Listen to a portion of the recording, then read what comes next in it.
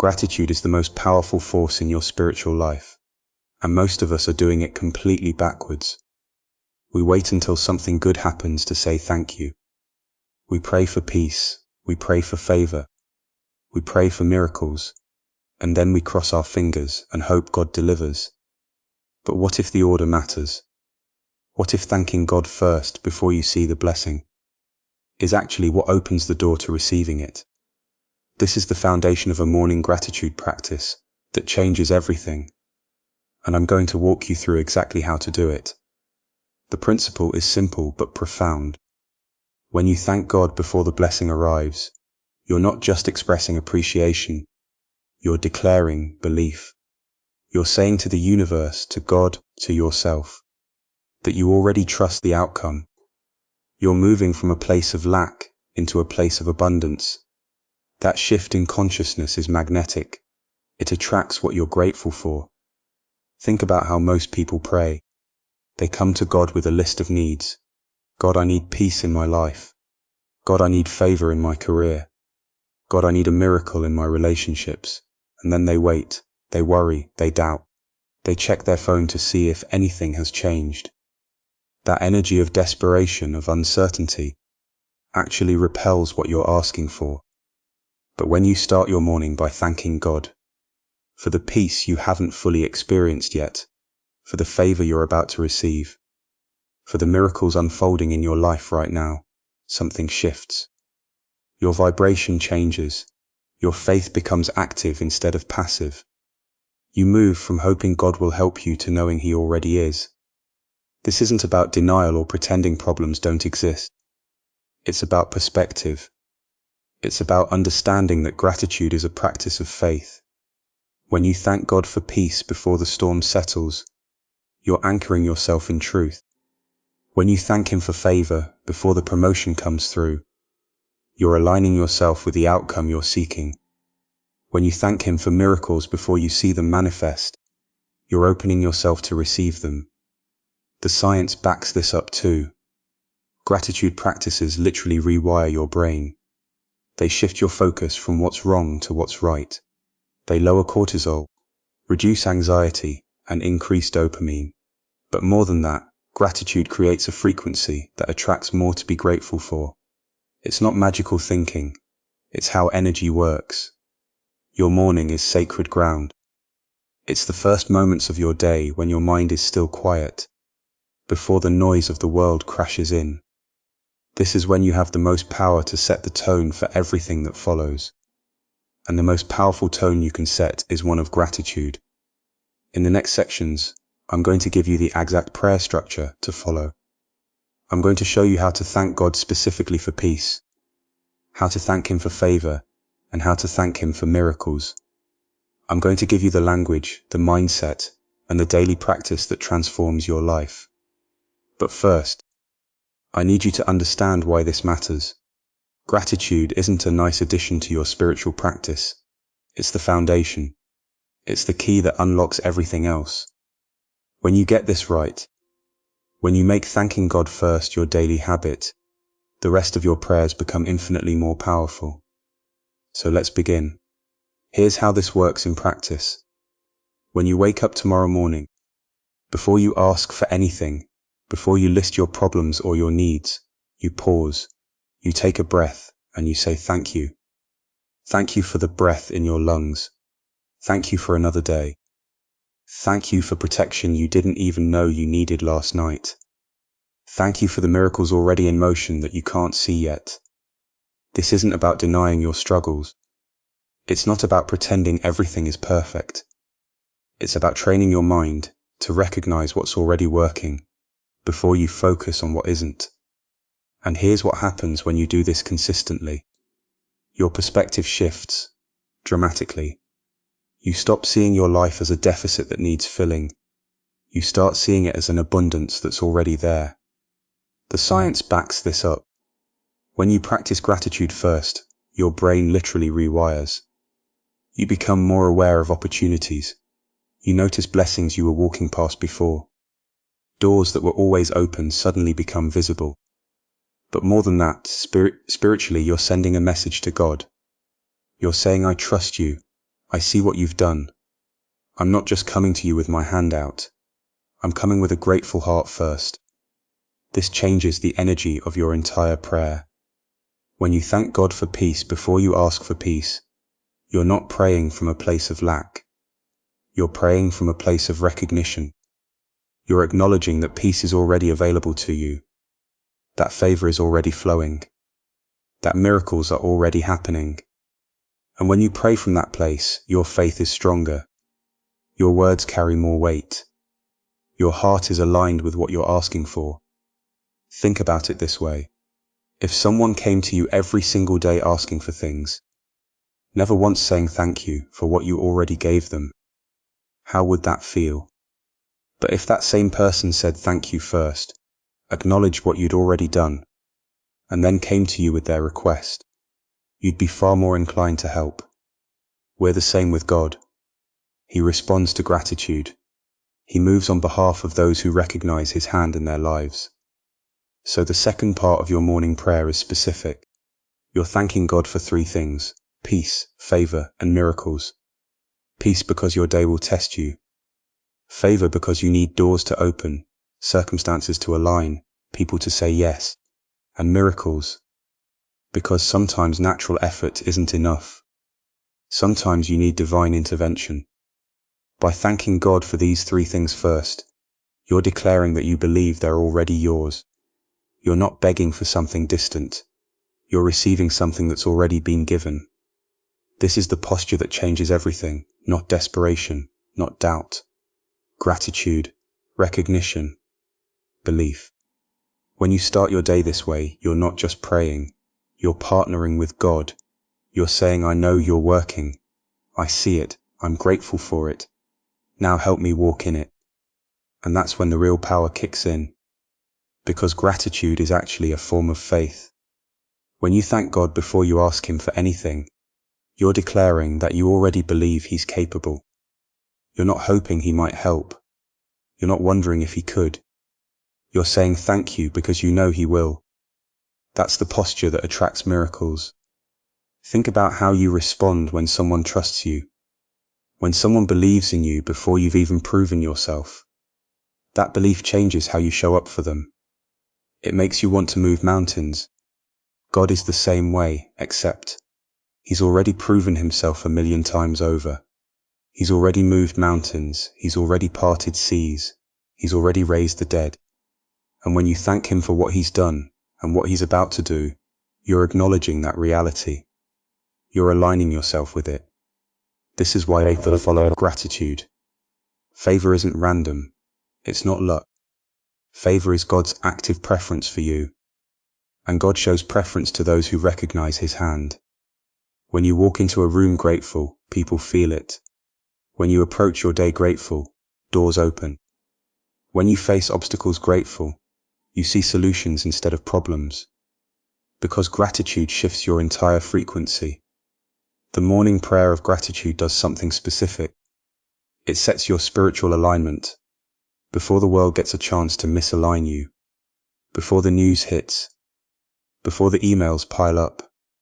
Before someone says something that could shake your peace. You've already anchored yourself. You've already said thank you for the peace that surpasses understanding. You've already thanked God for favor you haven't even seen yet. You've already thanked Him for miracles in progress. And here's what happens next.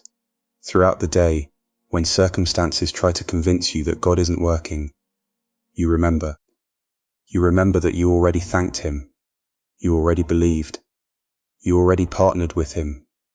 So when doubt knocks, you don't answer. When fear whispers, you don't listen. Because you've already made your declaration. You've already positioned yourself on the winning side. This is the difference between people who experience consistent breakthrough and people who live in constant struggle. It's not that one group has fewer problems. It's that one group knows how to position themselves in relation to God's power. They know that gratitude is the language God responds to. They know that faith expressed through thanksgiving opens doors that desperate prayer can't touch. So when you pray your morning prayer of gratitude, you're not being naive about your circumstances. You're not pretending problems don't exist. You're being strategic. You're using the most powerful tool available to you. You're saying, God, I trust you with this. I'm grateful for you in this. I'm expecting you to work in this. And that combination, that specific combination of trust and gratitude and expectation, that's what activates divine intervention. That's what turns circumstances around. That's what brings peace in the middle of chaos and favor in the middle of opposition and miracles in the middle of impossibility. So here's what happens when you actually live this way. When you wake up and your first words aren't complaints about the day ahead or anxiety about what might go wrong, but genuine thanksgiving for what's already been given. Your nervous system shifts. Your body chemistry changes. Cortisol drops. Your brain literally rewires itself to notice opportunities instead of threats. And that's not metaphysical wishful thinking. That's neuroscience. That's how your reticular activating system works. When you're grateful, you see differently. You move differently. People respond to you differently because you're operating from a place of abundance instead of scarcity. But here's the deeper layer that most people miss. Gratitude isn't just about feeling better. It's about alignment. When you thank God first for peace before the storm hits, you're not denying the storm. You're declaring that your peace isn't dependent on circumstances. You're anchoring yourself to something immovable, and that anchor holds. When you thank Him for favor before the meeting, before the conversation, before the opportunity, you're not being naive. You're positioning yourself as someone who expects to be blessed. And people sense that. Doors open for people who walk through them, expecting them to open. When you thank Him for miracles before you see them, you're not pretending the problem doesn't exist. You're refusing to let the problem be the last word. You're saying the situation is not final. You're saying God is bigger than what you can see right now. This is why the morning matters so much. The morning is when your mind is clearest, when you haven't yet been pulled in 1,000 directions, when you can actually set the tone for everything that follows. One powerful morning prayer of gratitude doesn't just change your morning. It changes your entire day, because you've already decided what you believe before the day has a chance to tell you what to believe. Think about it this way. Most people let their circumstances write the script for their emotions. Something bad happens, so they feel afraid. Something uncertain happens, so they feel anxious. Something hard happens, so they feel defeated. They're always responding, always reacting, always one step behind. But when you start with gratitude, you flip that. You write the script first. You decide in advance that you're grateful. You decide in advance that you're at peace. You decide in advance that favor is coming. And then when the day comes with its challenges and surprises and difficulties, you're not starting from zero. You're starting from a foundation that's already solid. The circumstances haven't changed your baseline. Your baseline has changed how you meet the circumstances. That's the power of beginning with thanksgiving. That's why it activates everything else. Because you've already chosen to trust before the trust is tested.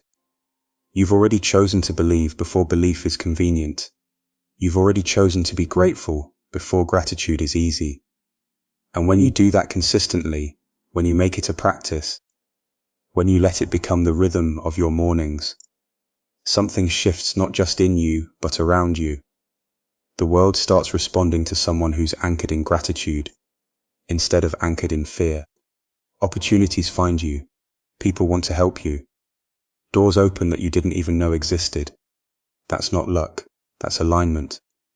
That's what happens when your inner world is so rooted in thanksgiving, and trust that your outer world can't help but reflect it back to you, instead of anchored in fear.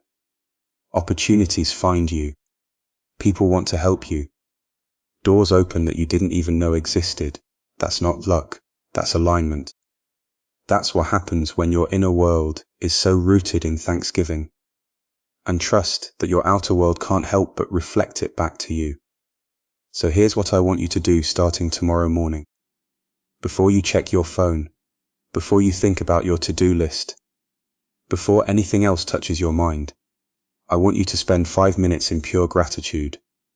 Not gratitude for what you want, gratitude for what you already have, for the breath in your lungs, for the people who believe in you, for the lessons that broke you open and made you stronger, for the miracles you've already received that you stopped noticing because they became normal. And while you're there in that space, I want you to ask for 3 things.